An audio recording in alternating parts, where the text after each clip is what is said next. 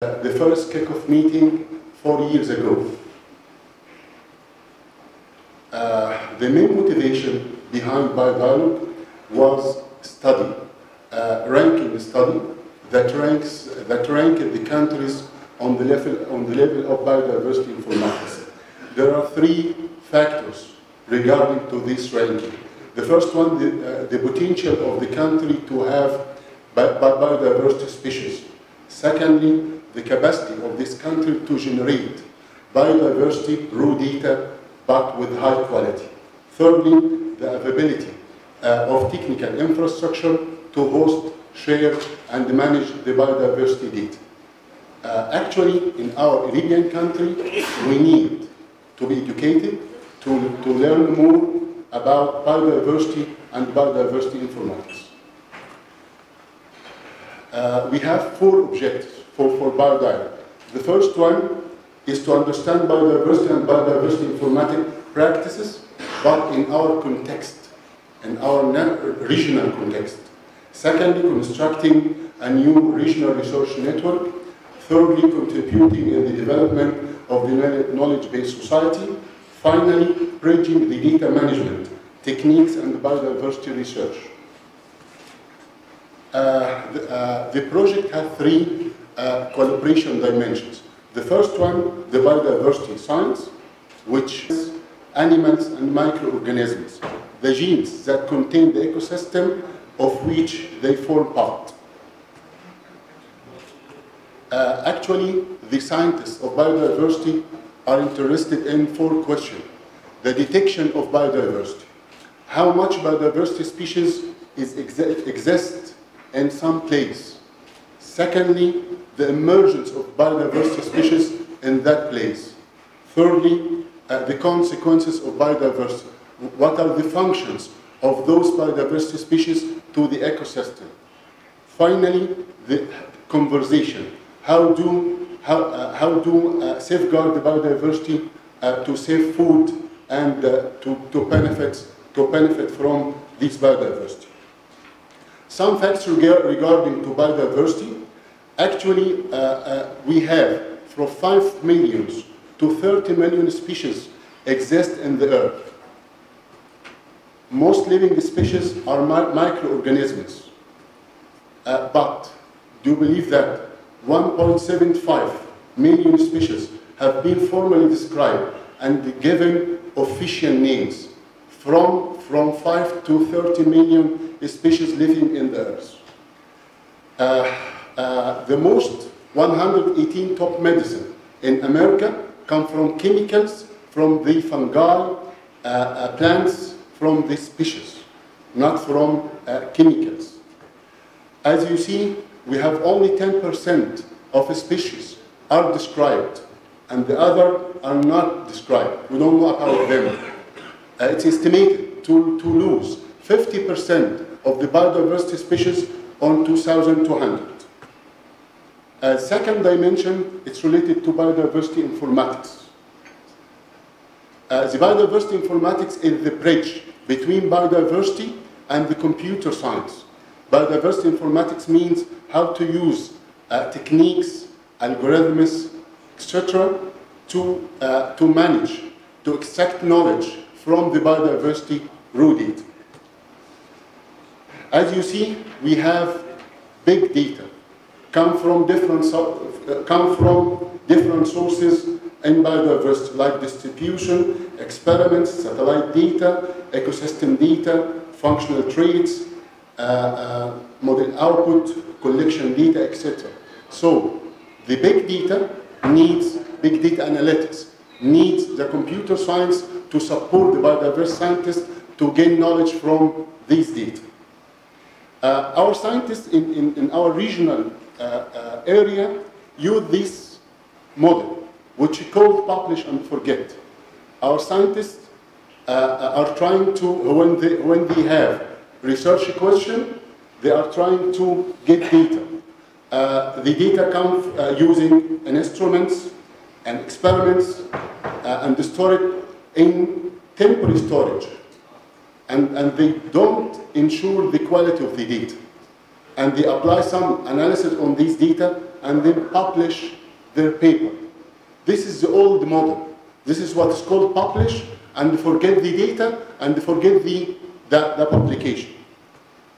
And they are always frustrated because data sets with errors, data sets are not discoverable, data sets are not understandable because they have many unexplained variables, difficult to use diverse data sets for analysis, no information about data sharing or even how to use these data, and data lost. Actually, this is the main best practice we gain from Germany. The new model, which is called scientific data management. The scientific data management starts with the plan. When the scientist have research question, he should plan for the experiment. He should answer 4 questions. What is the data should be collected? Where can I collect the data? Who is responsible to collect the data? And what methods used to collect the data? Then he collected the data manually or automatically. After that, he should assure that he has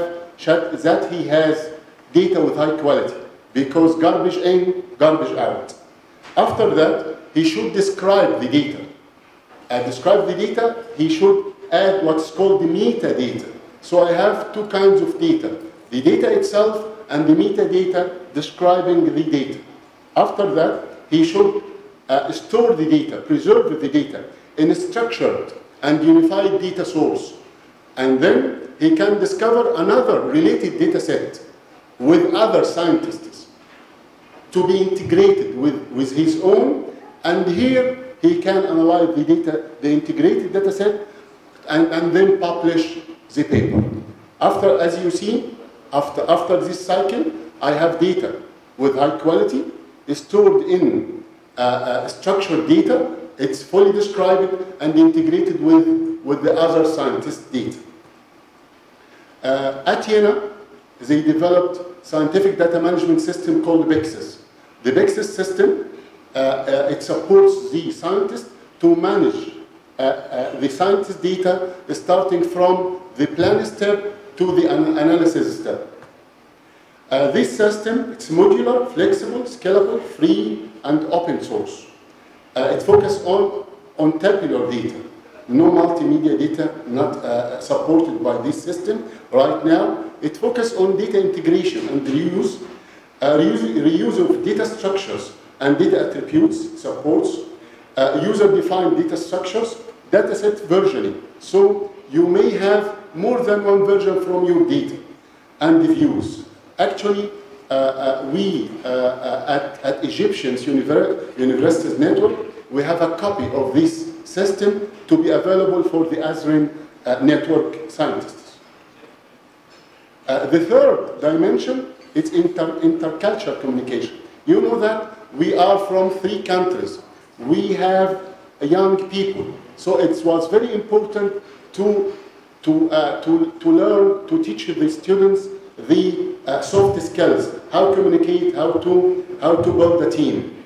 As you see, here's the team, the process of team process optimization, team building, teamwork, goal definition, decision making. These are the topics that we learn to the both PhD and master students, and there is some session by young girls, German girls, to our students.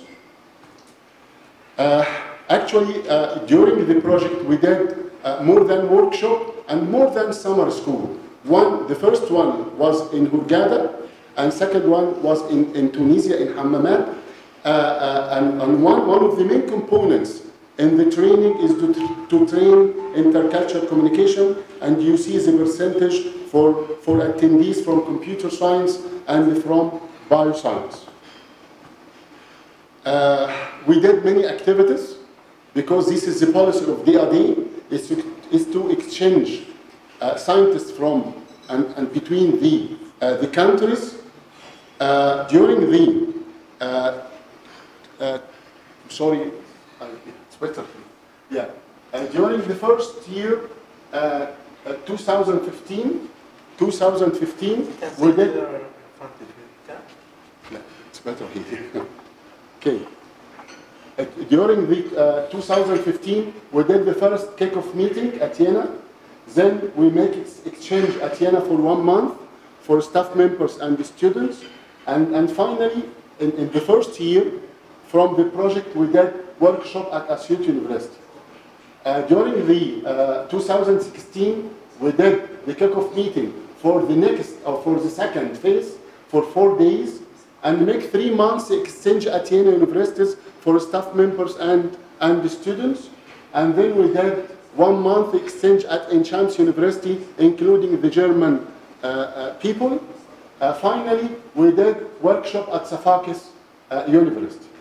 During 2017, we did 3 months exchange at Jena, and then we did the first summer school for 10 days at Hurghada, and finally we did another exchange for students at Jena University. During the 2018, we did the second summer school at Tunisia, and then exchange for 3 months, and finally the Biodialogue exhibition was just 1 week ago, because this is the final year of the project. And here are some photos regarding to the activities we did.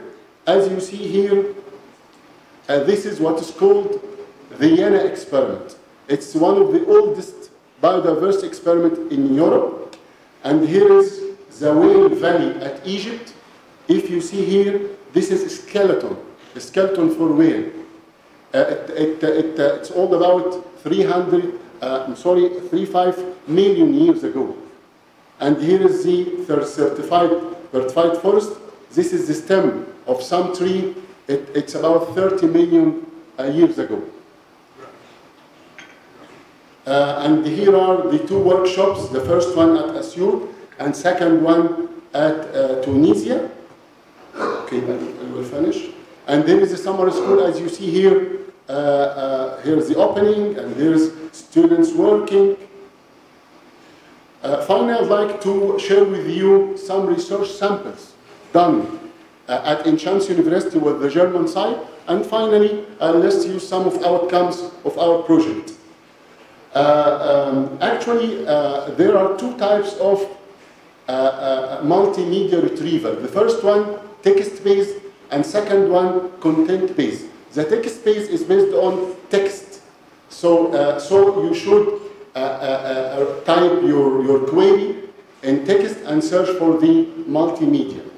And this kind of search engine have many problems, because the annotation should be done manually, and there is subjectivity, and there is synonymy problem, because some word may have more than one meaning. So with the German side, we did it with what is called content-based image retrieval system. So the query, it's an image itself. The user just enter image as a query, and the results of the images come from the data set. As you see here, we did two models. The first one, it depends on the color only, and the second one depends on combined features of the image. And as you see here, here is the query, and here's the results. As you see, the combined features has more better results. And this is another experiment. This is the first query, and the combined feature also has better results. Secondly, related the BEXIS system. If you remember, the BEXIS is a scientific data management, supports the biodiversity scientists to manage their data. This kind of system guides the scientists just by instructions. As you know, the scientists are different because they have different learning styles, different background knowledge. So we did this architecture with them. It's a master degree. By the way, one of the outcomes with the German side is publications. We did joint publication, joint supervision. As you see here, here is the BEXIS system, and here is our architecture. we get the context data from the PEXs and know the current context by knowledge base of context and ontology, and then recommend the most suitable learning objects to the scientist according to his style, and get the feedback from the style to improve the recommender system in the next iteration. Finally, the outcomes, as I mentioned before, the project is 4 years. A number of students participated in this project, 360 and 173 staff members. During this project, we got another project from the DAD. We did joint publication, we did joint supervisions. Yeah, thank you. Thank you very much. Thank you. We will relate the questions to them. So we directly go to Professor Faris Ubakur. You wave to me. I have to.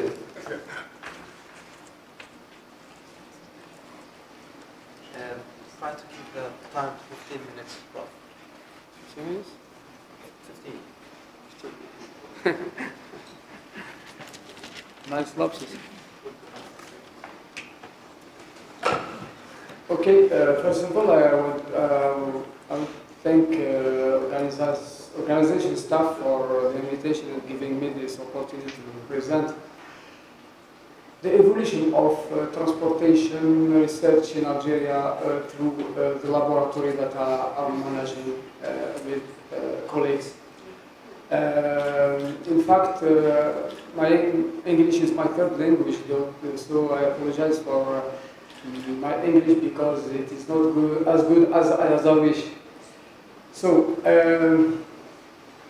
how can I resume or to present a summary about the story of research in field of transportation solution based on ICT? It's not easy to do, but I will try.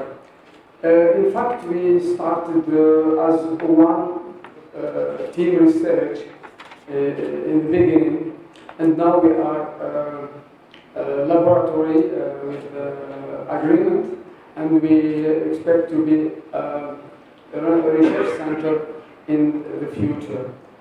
We are actually to build a file for the ministry. In the beginning, we have as issues how to plan transportation and logistics. And in the second part, we did with sustainability issues, economic, social, and environmental aspects. And currently, we are working about problems in transportation with the research of solutions based on ICT. It's paradoxical to say, actually we say the conventional solution, but a few years ago it was the solution. There is not innovative solution based on ICT. As you know, transportation has a lot of problems. Main problems are congestion, pollution, and accident. And our research deals with these problems to find a solution adapted to the councils of Algeria, as you know, and how to make a balance with economic issues, to move, to have trade, to go to the work, and also to manage the congestion. You know that the most important cities all over the world have that problem of congestion. We have the same problem in Algiers, capital, and we try to find as a laboratory some more expensive solution, because of course if we have to build new infrastructure, it's too easy as a proposition, but how to make it ready. There is financial problems, of course. Then the laboratory asks also a lot of questions of why there is a lot of huge use of private cars. Our hypothesis is how to improve public transportation instead of using a private car. A lot of questions, a lot of projects have done in this field by our laboratory. The main solution, or the main how to explain that, is the growth, the income growth, of course, and there is also a type of urbanization and urban sprawl in general. You have in the map, the map of Algiers, which is growth and growth every year. Now, the current project that we are working on in our laboratory is how to use the ICT as a solution, because now we have internet, we have application, we have computer science, and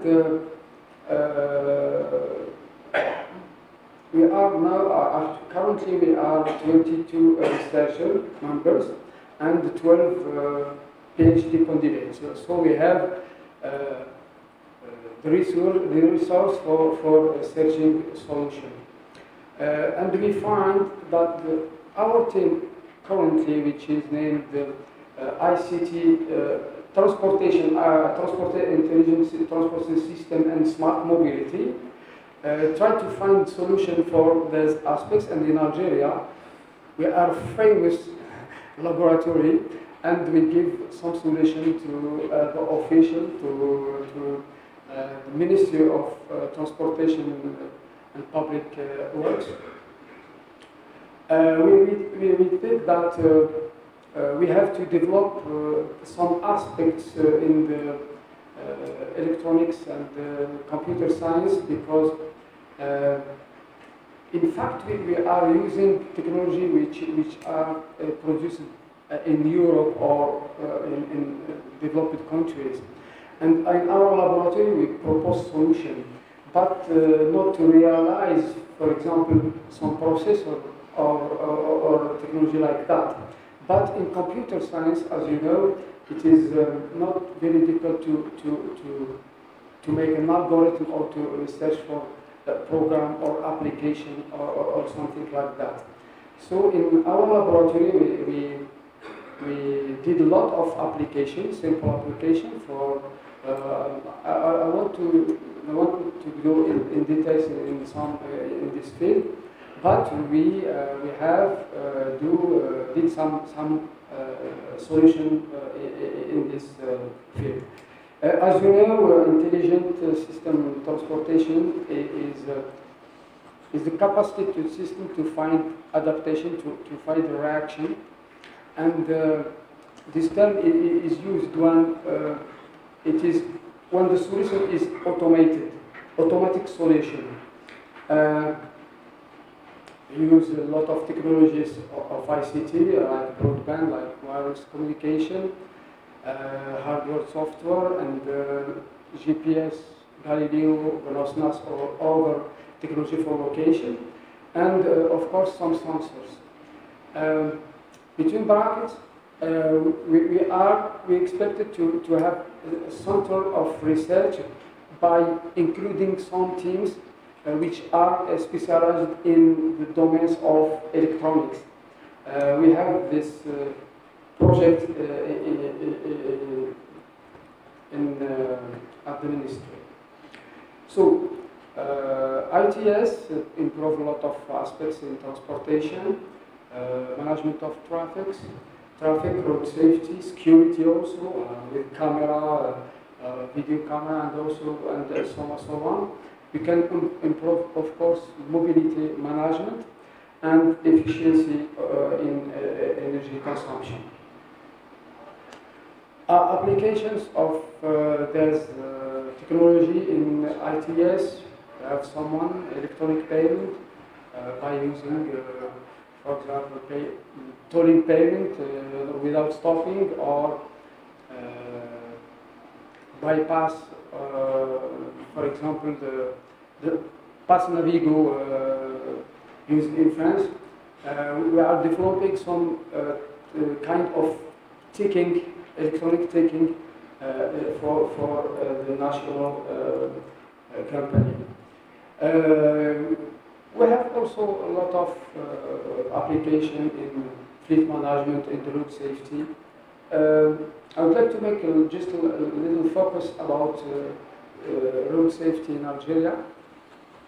It's a very important topic for the politics, for decision maker, and we have been chosen as a national laboratory with a lot of projects in this field, and we find that some ITS can give us a lot of solution, both in active security or safety and passive safety. You have on the slide some examples. The most important is the EDI, which is automatic detection of incidents, which use in National Center of Road Management in Algiers. The perspective in this domain, which is important field for our laboratory, and we ask for grants for that, is how to, of course, I forgot to say that we had a lot of projects with international partners funded especially by the European Union. I have personally did a few projects in the field, and we have learned a lot in this framework. For future, we think that which are axes for our laboratory now: intelligence infrastructure and cooperative conduct. I mean the communication between vehicle and vehicle infrastructure, and also smart car, as Google Car, for example, or Tesla or others. The objective for our laboratory is not to invent or to build a car or driverless car, but to find what the impact for using this type of car in terms of equity, exclusion, safety, and on other ones. Very briefly, this is the framework of research actually for our laboratory. We have conventional approach, classical approach, but now we are working on ICT solution approach for dealing with the problem of congestion and traffic jam, and also to find solution for inadequacy and mobility and accessibility, and also for disconnected mode of transportation, because we found that if we want to develop public transportation versus private car, we have to make all other modes connected. Then the person will make the shift from the private car to the public transportation. We have also the big issue, which is road accident. We have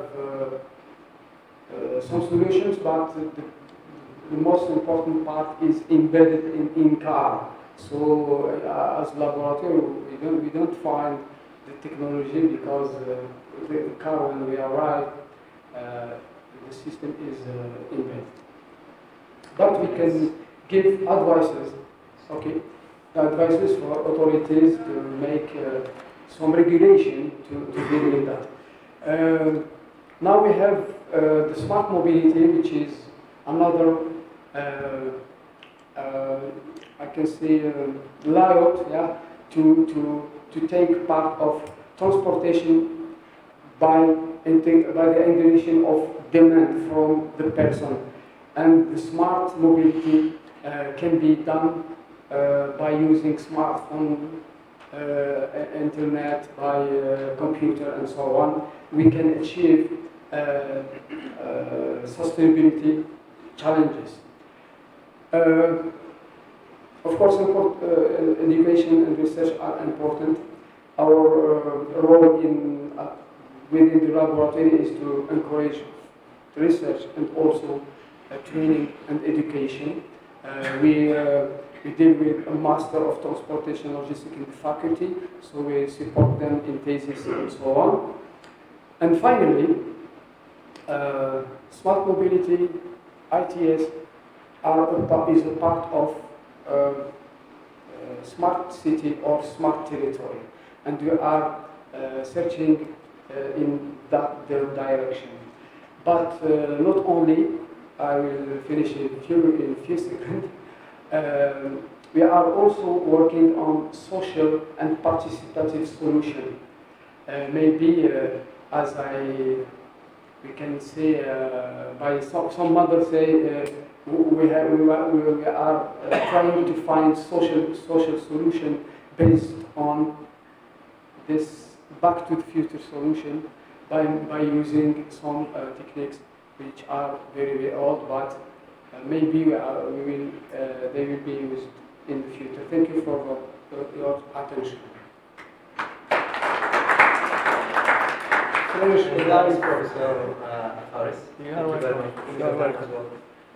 Now we have the third speaker from JESC, Mr. Wilkinson, please.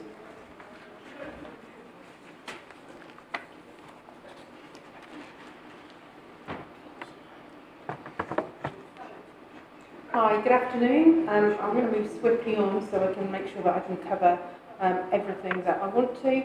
But first, thank you to USEF and the organising committee of E-Age for inviting JISC here to this beautiful place, and for JISC to showcase our work, but also to highlight some opportunities for collaboration both with research and education networks, but also your communities. This is what I want to cover, all being well in 10-15 minutes or so. I've split my presentation into two parts. We've been here, JISC have been here at E-Age the last 2 years, and we've presented on transnational education and our work in that area. But I thought it would be good really to touch base on JISC, the organisation itself, because we have changed quite significantly over the last few years. So I thought I'd give you an update first on what we now look like. And then I'll come on to transnational education and just give you a quick look at one of the projects that we're working on in the ASREN region. So JISC, a couple of facts about JISC. JISC, we call ourselves the power behind world-class education and research. And the first thing to note is that many people still know us as JANET, and that's the JANET network. We've moved away from this over the last few years. We are now JISC, the UK's ASREN Research and Education Network that runs the JANET network. So JISC that runs JANET. Secondly, confusing as this may be, JISC does not stand for anything. It used to stand for, historically, the Joint Infrastructure Systems Committee, which was a board that universities used to bid to get computers to work on their research. I think we've moved on from that somewhat over the last few years, so JISC doesn't actually stand for anything anymore. We're just JISC. So what are we? We are a charity, not-for-profit. We're a member of JAILT. We cover both higher education and further education and skills, so post-16 education. We're moving to be a membership organisation, so our universities, our HE members are now paying us a subscription, and our further education members will move to that next year in 2019. We do have the majority of funding from government at the moment, but as that declines, the membership obviously will increase. We're a large organisation. We have about 600 staff. People don't realise how big we are. And one of the reasons for that is we're quite unique as a research and education network in that we bring together both the network infrastructure and services on top of that, but also the digital content. We bring those two things together. So quite simply on this slide, working from the right-hand side, we operate the shared digital infrastructure and services. So we operate the Janet network. We operate cybersecurity, trust and identity, shared data centres, VC, all those services on top that you would expect us to do as a research and education network. The second thing that we do, and many other NRENs do too, is we negotiate sector-wide deals. We aggregate demand from our community and we broker arrangements with both IT vendors and software providers such as Microsoft, Google and Amazon. But also we do the same thing with commercial publishers and content providers, so people like Springer, Wiley and OUP. And for this second part, where we negotiate with content providers, commercial publishers, we save our community about $130 million US a year, so it's quite a significant amount. And thirdly, we provide advice and guidance to all of our members, our universities and our colleges. This is what we look like in terms of numbers. We connect all of our public universities and colleges. We also connect our libraries, our research institutions and museums, and that equates to essentially about 18 million end users.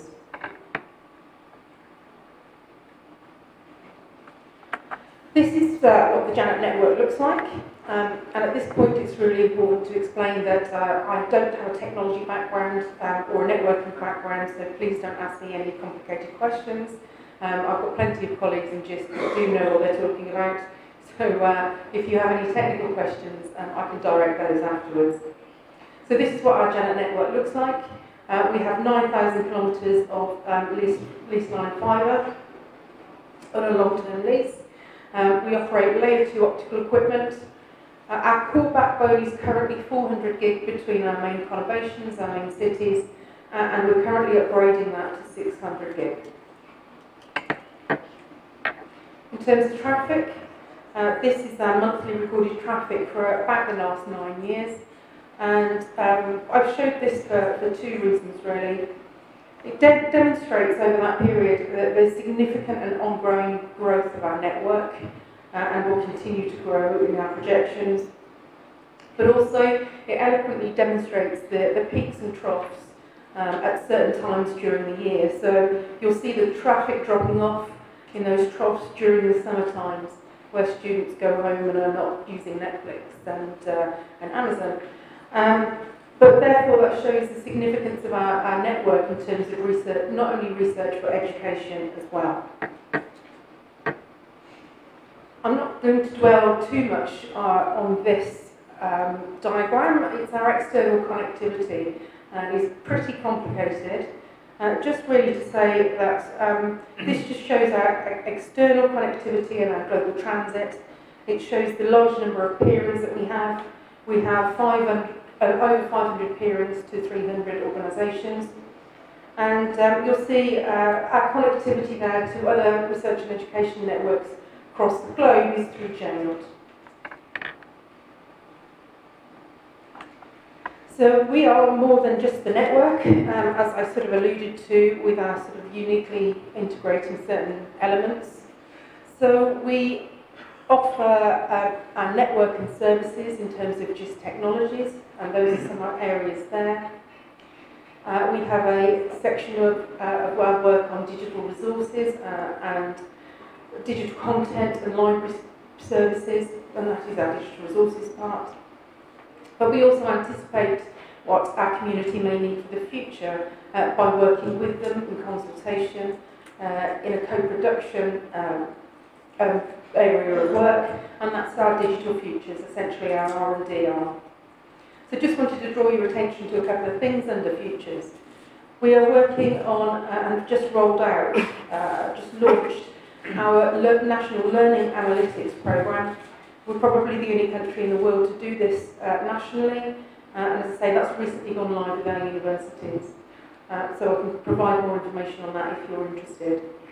The second is a major new project that we have on the Intelligent Campus, using data to make smarter campuses and colleges and improve the student experience. And really that student experience and enhancing skills and digital skills is really core to the work that we're doing at GISC. I spoke earlier about a couple of areas that I wanted to highlight that are possible areas of collaboration for both NRENs and your communities. One of those is in the trust and identity area. So we have a number of services for our own members, our own GISC members. So we operate the UK Access Management Federation. We are the national roaming operator for EduRoam. We operate a certificate service for encryption of web and email services. And we operate ASREN, the single sign-on within, across and between organisations.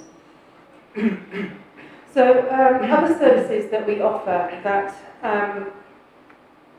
may be applicable to other NRENs and your own communities are two services. The first is a managed federation service for smaller NRENs or those wanting to set up an identity federation. We can do that in conjunction with you, and we're currently working with JUCC in Hong Kong, we're working with RAYANS in New Zealand, and the UbuntuNet Alliance, as you'll have heard about earlier. The second is Liberate, which is a managed federation service for access management, and again we can help you organise that for your own communities, with yourselves as NRENs being resellers. So any information on those, please come back to me. I have a colleague in the room, Mark Gibbswade, that knows all about both this and library services as well. So Mark can give you some other details. You won't be surprised that we do quite a bit of work on cybersecurity, and I've put in the web address there because we have quite significant resources on our website to do with cyber.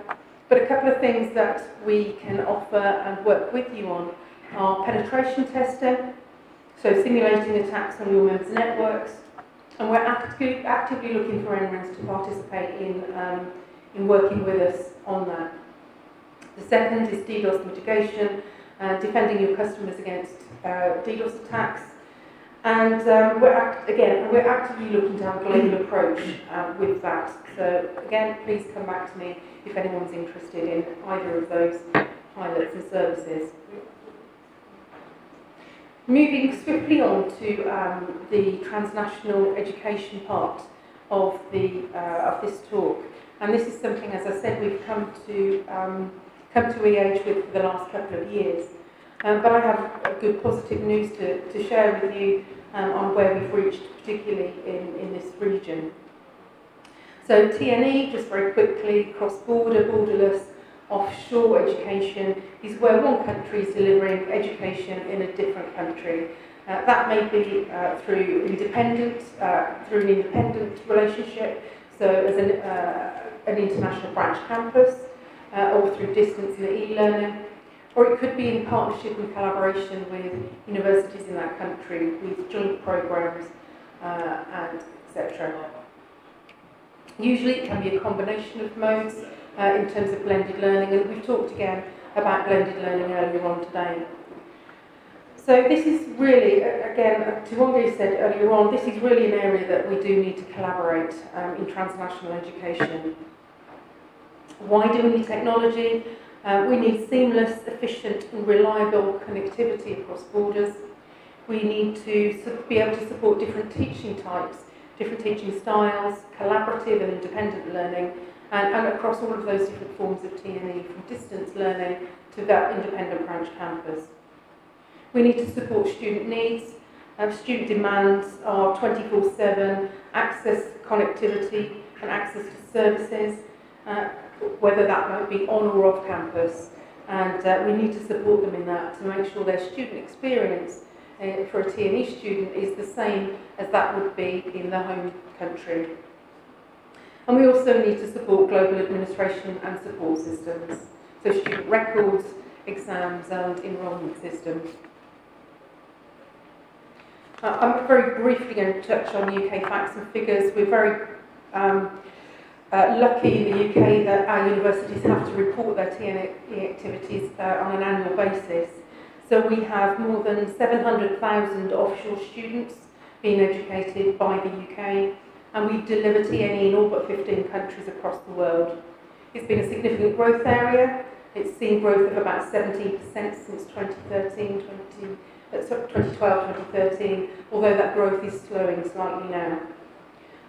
We are second behind the US in our delivery of TNE, and about 85% of all UK universities are engaged in this area. So this is why it's so important for us and us as an NREN to be able to deliver and support that. In terms of this region, a significant amount of TNE again. This is data from October 2018 of UK higher education TNE data in the Arab states. The Middle East market now is stabilising. You hosted the fourth highest number of UK students, about 11% of our students in this region across 14 countries. And the growth in this area has been about 30-31% since 2012-13. It's the greatest growth of all the areas in the world. So this is why it's important for us to collaborate with you specifically. Second to Asia, you have the most independent branch campuses in this area. One, okay, that's fine. So very quickly on the case study that we've been doing in the UAE, we have 11 branch campuses in Dubai from the UK, all currently connected to commercial providers, and 2 have really requested to move to better, more efficient connectivity. So we've been working with Anchor across multiple stakeholders, ourselves, Anchor, Jayont, Internet2, ASREN and all of our universities, and to develop different options for connectivity.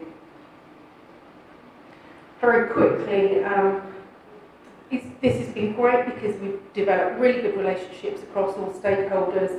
We're able to start building the capacity and helping Anchor in extending their customer base, extending their services. We've got longer term planning, and JISC has a facilitation role. Challenges, multiple stakeholders, it's very timely. It's been taken a while to get all the requirements for the universities, and we've had to develop new business models and look at options for financial sustainability. And this is an area that I can talk to you more about, and I'll keep you informed as we progress through the pilot project. I will skip the next 2 slides, but it's about Jayont support and JISC support. Just to say, in the Jayont Connect, on page 40, there's sort of an introduction to TNE as well. So if you need further information, there's more information in there, so we have to go through it. Thank you. Thank you, Dr. Yusuf. Our last presenter for this session today is Dr. Masoud. Well, Dr. Masoud asked for an hour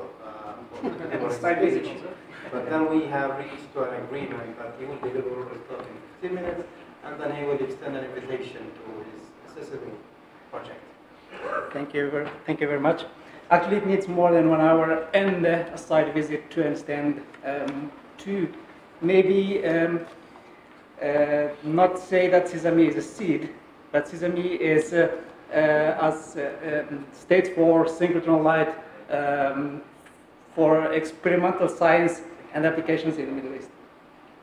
So I want to start with a say, which says, good seeds give good fruits, tasty fruits. So coming back to the session of this morning, people were talking about education. Good education will lead to a very good research style and scientific research outcome at the end. So please let me just start with, on behalf of the Sesame staff who contributed to this nice facility. First of all, I will go really very briefly so that you will not confuse between SEED and a synchrotron research facility. Then I will just go through the machine itself, the parameters, and at the end some examples, or just one example, and I will conclude. So most of you, they know the history about X-rays, how they just really, how we know about X-rays. Thanks to Röntgen, who discovered when he's taking pictures, or he left the film of the camera in a place in his laboratory, and when he was coming back, he saw spots on the film, and then it turns out, after doing some research, that these are X-rays. So he took the hand of his wife and he passed through the X-rays, and you can see also the ring on the picture there. So then after a while, in the 1920, von Laue took the first diffraction patterns, and we had to wait until the 70s to see really the first synchrotron radiation facilities, or we call it also synchrotron light sources. In the late 90s, we went step by step from the first generation to the second, and now the third generation starting 2000. Then nowadays we are upgrading to a fourth generation, and free electron lasers also, which are not my topic today.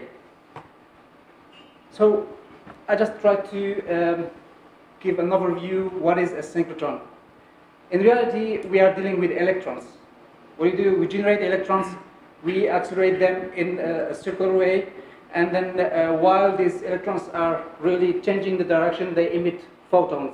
And the gamma of the photons, the energy gamma of the photons ranges from, let's say, ranges from the infrared up to hard X-rays, which we will use then for doing different kind of experiments. So, what is the difference now about the synchrotron? Why we use synchrotron lights and not all the lights that we have in the laboratories?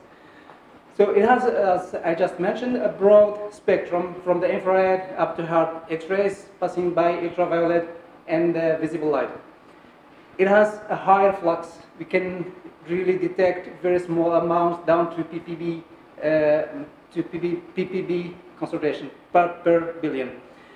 The high brilliance and also high stability. More than that, we have tunability of the energy. We can choose the energy that we want. We are not really limited by one energy. And many things among that. So, moreover, when you get to science, with synchrotron light, we can see the invisible, what we cannot see by eye, or also by a simple magnifying glass or light microscope. We can go down to the atoms, to the level of the atoms and molecules. Okay? So, what are the applications in this that we can really use in this synchrotron facility? What we can do at this synchrotron? As I mentioned, we are looking at the atoms, and whatever we have a material with atoms, molecules can be probed at the synchrotron. Then it depends on the technique that you have to choose, or the scientist has to really choose properly to get the better data. So it is applied for life science, for chemistry, for biochemistry, for chemistry, physics, condensed matter, let's say environmental science, nanoscience, health, cultural heritage. I will show just a small example about that, which has been done at our facility, and also in the industry part, like pharmaceutical studies and so on. When we see the distribution of synchrotrons around the world, you can see that they are more concentrated on the US, on the America, Europe, and in Japan. And then one heart beating spot here that you see, which is now sesame. It's really a heart beating spot that we hope that it boosts the research or scientific research in the region. So this is just to explain it. Excuse me, it's just a little bit physics, but I will make it general. So we produce electrons here. We accelerate them into a first boosting machine where they are accelerated to the speed of light, then injected into a storage ring. And here, while these electrons are deviating, they will emit photons. And these photons are the ones used in the beamlines. We call beamlines, and they are used for different kind of experimental, different kind of techniques or methods